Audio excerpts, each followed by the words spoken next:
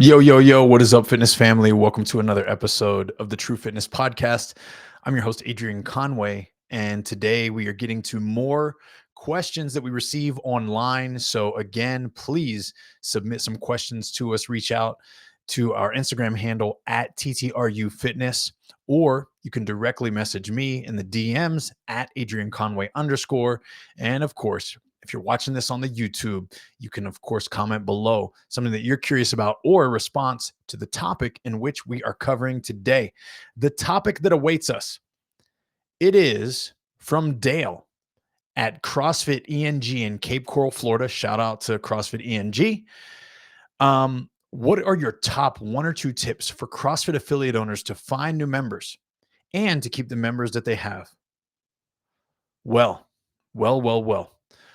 If I could give this kind of advice that I knew for sure would move the needle for each and every CrossFit gym, gosh, I'd give it more often, but I don't have all the clear answers. Dale, I want to encourage you and everyone out there listening that might be a CrossFit affiliate owner to stick to the fundamentals of the methodology. I think that it's very tried and it's very true. And I think that if you are a knowledgeable coach that really cares and that also delivers information well, your gym will naturally grow. Now, there's a lot of aspects of caring. Caring means that you will have the knowledge and understanding on how to create a safe and inclusive environment for your members. That's huge, and that's an aspect of care. What also is an aspect of care is um, this service oriented mindset, where historically I think a lot of people that got into the CrossFit space did it for selfish reasons, not necessarily for a business perspective, but they loved to work out. And so because of that, they were very selfish with their own time, selfish with the pursuits of competition at a high level, which we see less of now from affiliate owners. But there was this bit of like, the owner is the leader of the ship because they're the fittest type thing. And I think that we need to avoid that framework. And I think caring means that you literally put your members' fitness over yours. Now, in no way am I including or encouraging gym owners to allow their fitness to take the back seat. But I believe that in the methodology, as it's kind of got rolling, it was notorious for owners to put their fitness over their members, perhaps, and therefore not run a great business, and therefore also not create that loving and inclusive community that's so essential. So let's pretend that you're checking those boxes and you're doing really well with that. Well, if that were true, you would probably have no problem with keeping members, because their interest in the gym would go outside of you as a business owner. It would go outside of your ability to communicate standards, demonstrate movement, and get them fitter. Because honestly, that's what people pay for, right? Is to get fitter. So when people ask me about how do I keep my members, well, a lot of this is streamlined around the programming that you offer. Now, I'm completely biased. I offer programming. I believe that it is the best programming in the CrossFit space. The way that we do business is very different. We do not charge $100 per gym. We charge upwards of $375 or more per month to work with us directly, because we customize your programming. We understand what your community has access to, approximately the class sizes, what days of the week our class is largest and should be avoiding particular movements. And then, of course, we provide you with a program that is quite biased towards the way we program at Train to Rise Up. Now, there are a lot of details that I could get into about that. We love the barbell, but we also aren't married to it. We love the dumbbell, but we're not married to it. We love constantly varied functional movements executed at high intensity. And that is the heart of the program that we offer. We don't over program day to day. We certainly include some workouts with and then stimulus, but we also provide you with timelines, 3 different versions of every workout so that scaling is very clear for the coaches. Group led warm-ups from general to specific and the difference between the two. And then, of course, we start many days with skill development that transcends from the warm-up and then leads us all the way through the cool down at the end of the class. Now, the reason I think that I've got a different grasp on this than a lot of people is because a lot of people started coaching through CrossFit. I did not. I started through traditional means of strength conditioning.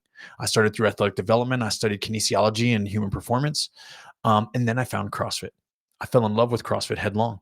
I saw that people coached in CrossFit that did not coach like that at Division One weight rooms and professional locker rooms, that oversaw multi-million dollar club ventures in regards to conditioning athletes, developing speed and agility, and people couldn't hold any kind of flame to the way that CrossFit was being taught. Meaning, move your body here, put your chest here, put your hand here, knees out here, weight in the heels here, because of this, because of that. The information and ultimately just the change in postures and movement quality were unlike anything that I'd ever seen before I stepped into the CrossFit gym, period. Like, it was just, I went to my level one, and that's where I really got the first exposure of why this was really different. Is it the constantly varied functional movements executed at high intensity? For sure, that's part of it. But it's the delivery, the conviction, and how standards are, and then how standards need to be met. It's the ability to scale and change the way it looks for each and every person. And so, because I knew all that, and because, of course, that was very important to me, when I program, I consider all these things. I consider what we're working on at a particular time. If your gym's working on a bias to a competition that you're going to host, we provide you with that. If your gym is working on wanting to get the whole gym stronger, we can provide some type of linear progression to that. Even when we put in linear progressions, this is a common thing. It's unpredictable, right? This is uncommon. And I say that because it's linear in regards to the frequency at which you're exposed to a stimulus week to week or within a 10-day cycle, because, well, we have a good understanding of how often you need to be exposed to something in order to continue to have it refined or increased. But we also don't just back squat every Monday or every Wednesday or every Friday, right? What we try to do is interlace these progressions, interlace these linear approaches in a way that doesn't structure so that our members can predict week in and week out when something's going to happen. And here's why: because John and Sally might both be members of your gym and might both have the desire to improve at their back squat. However, John comes in Monday, Tuesday, Thursday, Friday, and Sally comes in Tuesday, Wednesday, Thursday, because she's out of town a lot on Fridays and Saturdays. And then she does something at home on Sundays, and then Mondays are off day because of, right? Who knows? We don't know. And of course, John's schedule could change at the drop of a hat because of his children being so involved in their extracurricular sports. There are many factors in which we try to consider because of our years within the CrossFit space. And of course, I say we because it's not just me that does the work. However, the whole idea here is to present a program that is well-rounded in the way we consider how often do you handle load overhead? How often are you hanging? How often are you hinging? How often are you squatting? What are the knee contraction volume like for your members? Where are some things that you might want to consider? Every day we provide an intention. The intention is about the day to follow, and it should help you garner the ability to communicate to your members clearly like it's your own. We also take a further step, and this is why we offer a service that I believe is set apart, is that we become basically a part of your gym. You make one of our coaches or our admin a coach essentially on your staff, and we input the programming on the back end. So it's not that you've got to go get it from Sugar Water, go get it from Push Press, or go get it from a program that we send you in the form of a template, and then you put it into the software that you use. We do that for you so that it's completely hands off. Your coaches know when to find it. They can find it a week ahead of time. They look over the lesson plans if there's any questions. If you're like, hey, coach, we really got to call an audible this week. I love the way Thursday looks, but you know what? I just found out that we're going to host this seminar, and could we change the workout to an outdoor workout? We got you.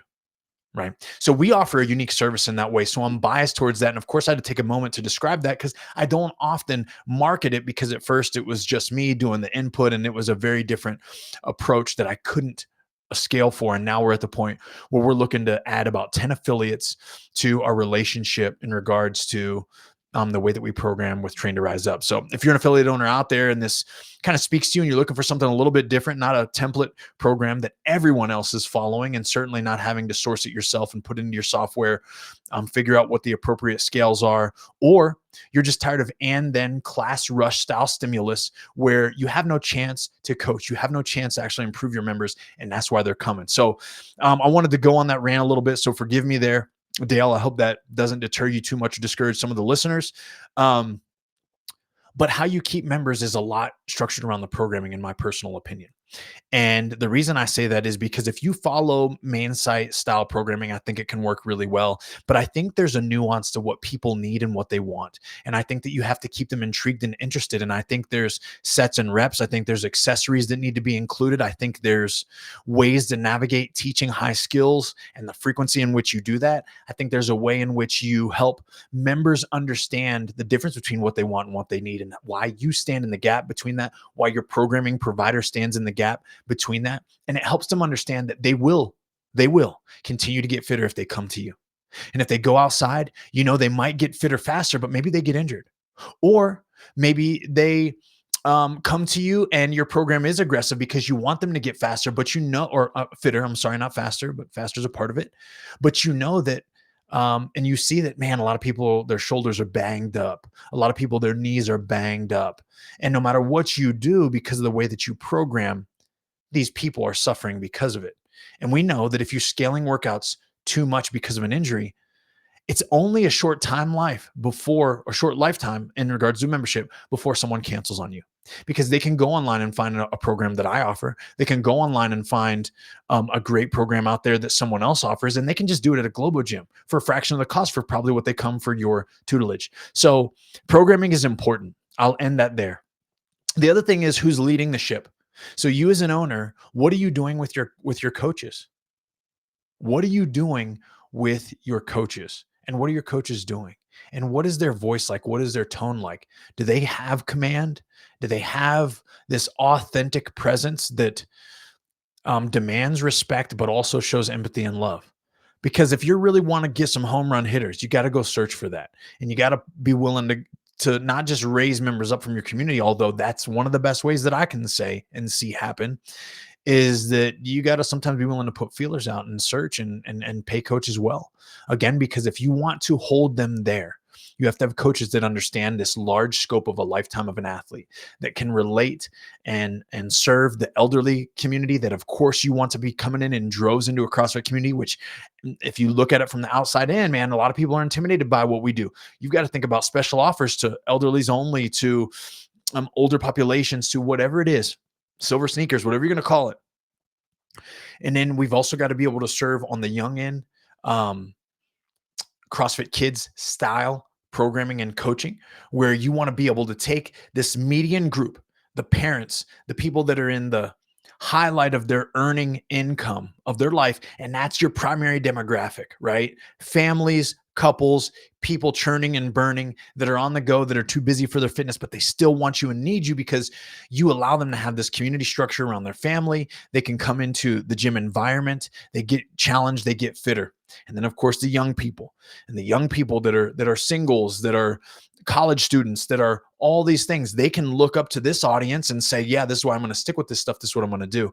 So there's all these things to consider, but I think a healthy community has certainly a diverse built community that's there. And that has to happen intentionally for the most part. You have to go find people of these demographics to go get them into your gym. How can we speak to the college campus athletes? How can we speak to the families? Do you have separate packages for them? If so, what does it look like? What will it entail? What do we look for when we're looking for master's age or retirees that we want to come into the gym? What time is that service going to be offered? Is it set apart? Of course, they're welcome to all the classes, but when you have a niche offering for a group like that, they might turn up in larger demand, especially if you have a particular coach that works with them. So that's my rant also on the structure of an affiliate. And of course, the way the coaches lead, again, I think that's really important, is what is their presence and attitude like, and what's their skill set? If I come into the class being that I'm a level 3 coach, I've been around forever, degree in exercise science and human performance. They saw me on YouTube. They follow me on Instagram. I taught their level 1, level 2 seminar staff since 2013. If I come into the gym and I work out, are they willing to just be like, hey, Adrian, stay back in your heels, man? Or challenge me with a hard time, like, hey, Adrian, one of our guys got 5 minutes on this, man. I bet you can maybe hit 440 if it's there, if you're feeling up to it today, right? Like there's certain things that you want to look at in people. Are they willing to coach people that have been around for years? Are they willing to say something to the person who you haven't sent a cue to in a very long time? Do they avoid those hard conversations? Are they there and Are and planning for class? Do they have a class timeline? Like all these things are what continually and professionally set apart CrossFit classes from coach A to coach B, but CrossFit gyms globally from affiliate to affiliate. And I really believe still that's where we can continue to set ourselves apart in the whole fitness movement. So a lot of ranting there. I want to get down to how to get new affiliate members. Um, I don't know a lot about ad spend and I don't know a lot about online marketing. So I'm sorry, I'm not a great source for that. I need you to outsource that information if you're going to go looking for that. But I will say, I think that not enough people are willing to make foot traffic of the cities and the neighborhoods that they're a part of. And I mean like door hangers. And I mean like showing up at 5Ks and having a booth. I mean like going to local businesses and offering free trainings for their whole set of employees, and that you will show up wherever they need to and that you'll open your doors whenever they'd like to, but that you want to emphasize the importance of health and physical activity for their business because of what it does for a community, what it does for self confidence, what it does for body image, what it does then for performance in the workplace. These are just things that naturally come off the top of my head, is having the hunger and the audacity to reach out to people who are being overlooked right now. Go to where the local police department, go to the local fire station and go offer them a service. And it has to be free at first. And I'm not saying offer your training for free, but I'm saying, listen, they got to have a taste, right? And if you're if you do it well, they will stay. And if you have a deal for them or an offer, and I don't mean a deal as in like cheapening your service, but I mean like something specific for them. Hey, listen, here's what we've got. This is what our first responder program looks like. Because of your hours and because of the swings that you have, this is what the rate would be for you. The expectation is if you have this rate, that your members come in, and we're going to only give it exclusively to first responders, but your members, your employees have to show up ten times a month or 15 times a month, and that's a very low and elusive number that I'm throwing out. But the point that I'm trying to make here is that there is so much opportunity for people that don't relent. And I think that a lot of affiliate owners and a lot of gym owners only see obstacles where they should really see opportunity.